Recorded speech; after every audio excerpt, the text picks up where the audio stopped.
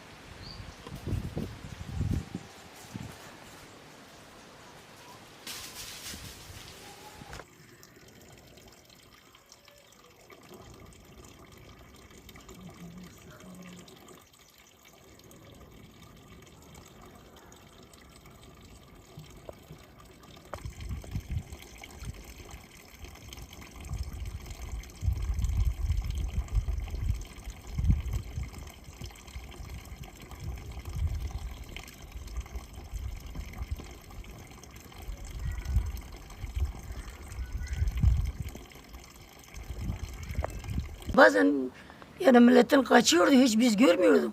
Ama şimdi alışmış ya, onu da millete alışmış ya.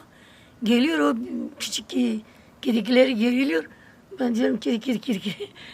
Kaçıyor. Yani yanına gidiyorum, kaçıyor. Bazen 2 tane peşindedir. 2 tane getiriyor. Avcılar bizim köye geliyordu. Orada vuruyor, gidiyor köye, gidiyor dağa, görüyordu, vuruyordu, götürüyordu. Yiyor dağa. Malı kızıyor var, karşısına karışmayın.